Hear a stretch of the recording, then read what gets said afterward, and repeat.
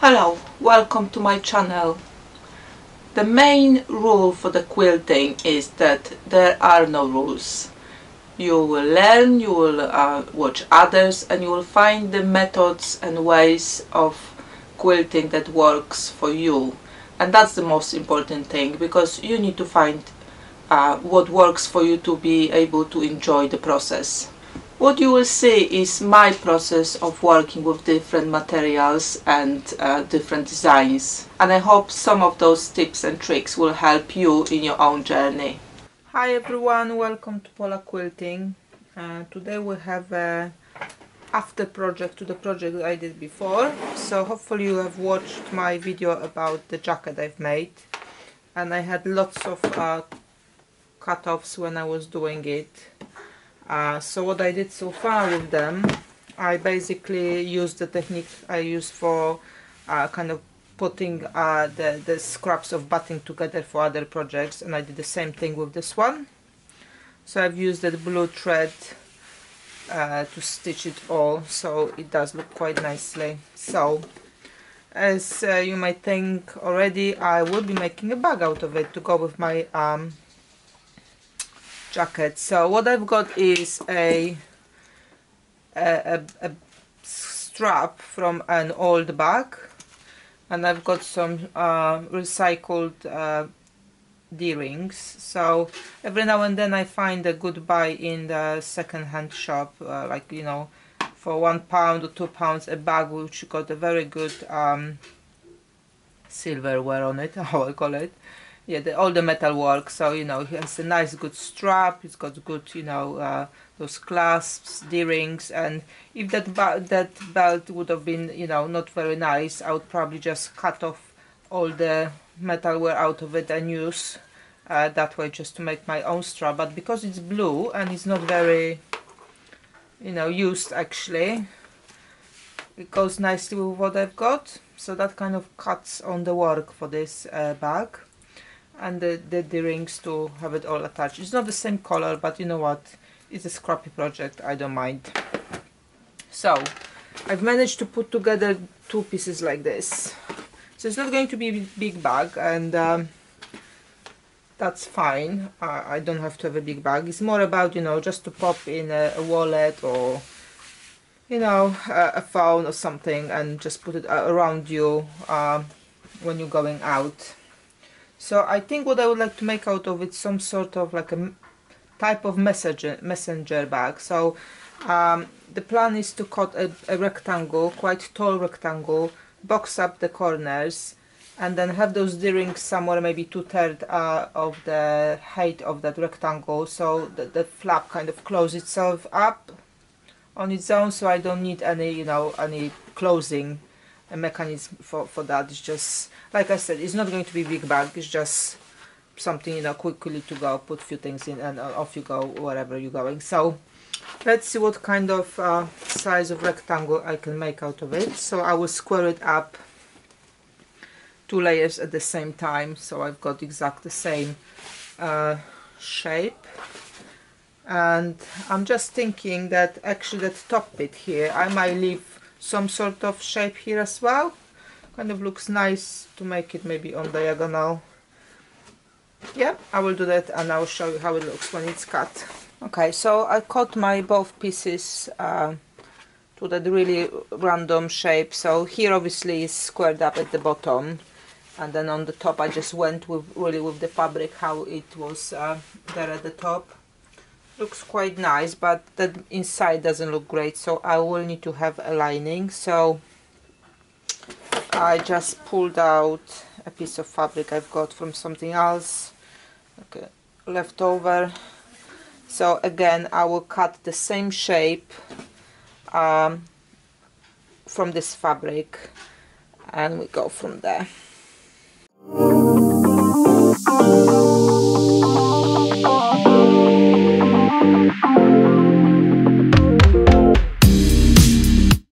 Okay, lining is ready, and what I will do, I will finish that bag or each pieces the same way as I did the jacket itself.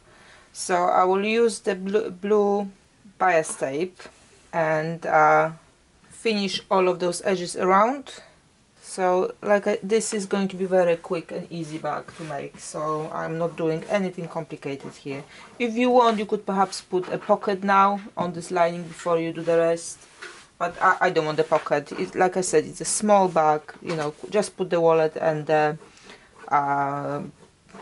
phone when I'm going through, you know, school run or something, and that's it. So I will use the same bias tape I had for my jacket, and I will go around it and add it on both of the pieces, and I will show you how it looks when it's done. With that adding this tape, I'm not even doing any fancy stitching here. Literally I'm just going to do both of those layers at the same time. I just want to have it quick, so let's just pin it a little bit so it doesn't shift too much. If you want to have a very, you know, beautifully finished off that edge, you would probably need to go with the one side first and then turn it around and stitch it, you know, on the other side. I'll just try to do both sides at the same time, just to save some time, but I will change the thread to the blue one as well, so it's not so visible if I, you know, have a wonky stitch somewhere. Change my thread, and I will start stitching. So I'm just trying to make sure I'm using the ready-made bias tape. You can make your own tape as well, but I've got this one and I've used the same for the jacket, so I just want to keep it the same.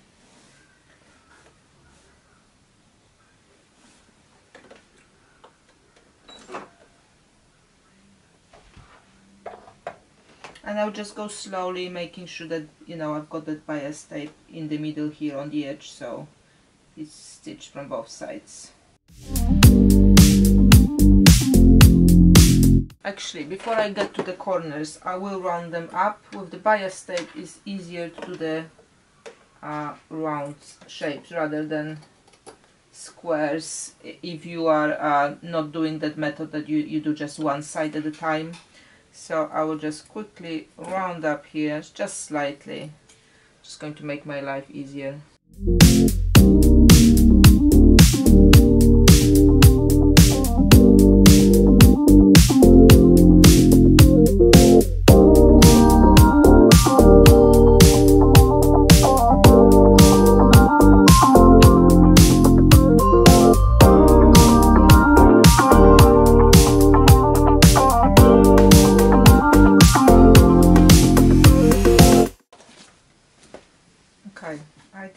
Side, and I will do the other piece the same way, and then I will show you what I do next with it.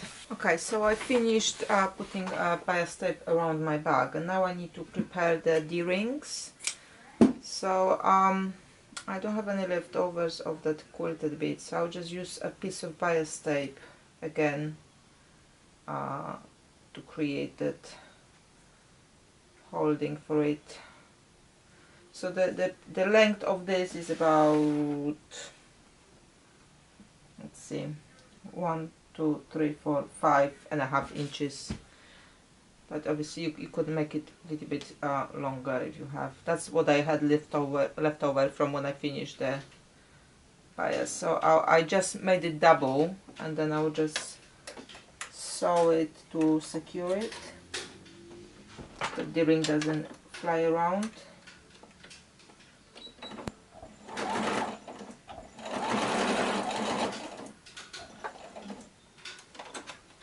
And I'll just do it twice or 3 times. I will shorten the length of the stitch as well.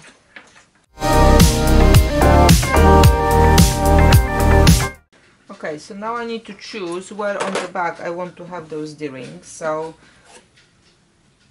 I think I would like flap to go as far as here. This will be a little bit boxed.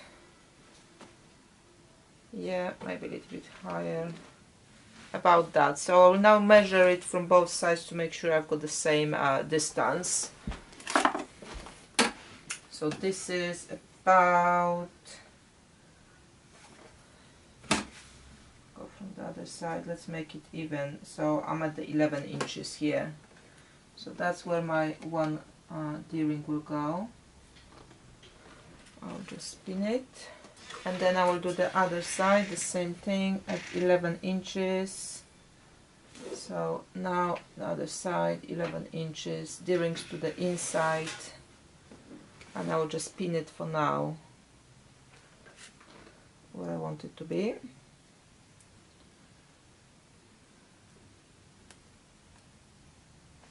Okay, just double check it's in the same place when I fold it. Yeah, it's not perfect but good enough. So I will secure them as well, just so when I start sewing later it's not going to be moving for me. So that's the one. Again, I'm using quite narrow stitch length just to secure it very well, and back stitch front and back as well.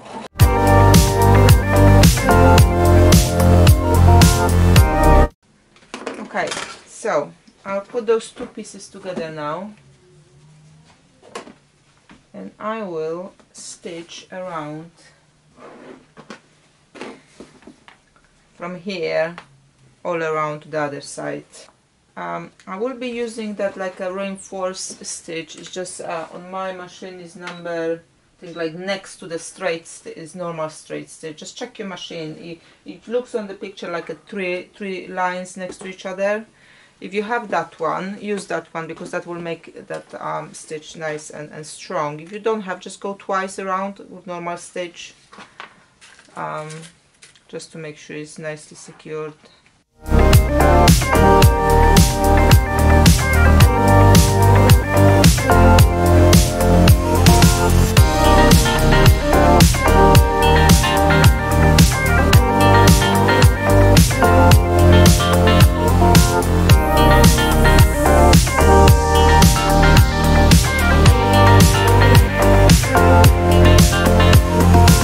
Okay, so I finished stitching around. Let's see how it looks when I turn it around. Hey, looks great. Now I want to box the corners a little bit, so I will do it now, and then I will just you know, iron it out, and this is how it will hopefully look when I finish with it. So let's box the corner now. Again, it's not a precision work here, but so I will just box the first one wherever I feel like I want to box, and then I will just measure the other one against it. And I'm opening those seams wide, flat, so just to minimize a little bit of bulk, and also it will lie better that way. So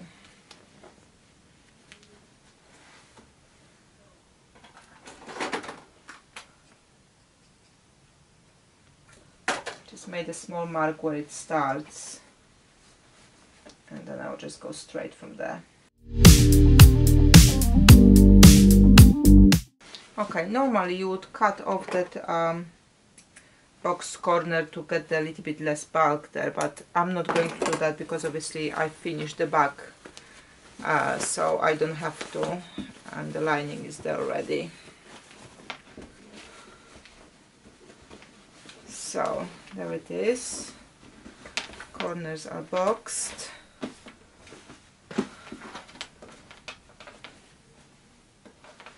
And then I will just add my strap.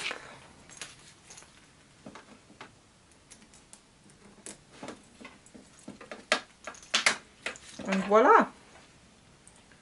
The bag is ready.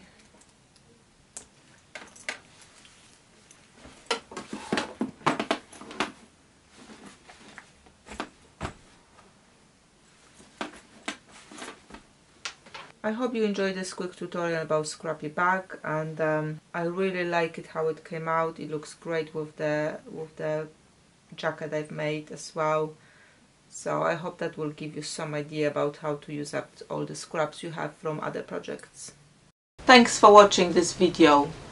If you liked what you saw, please subscribe to my channel to support my work. For further inspiration and examples of my work, you can check my Instagram or Facebook page.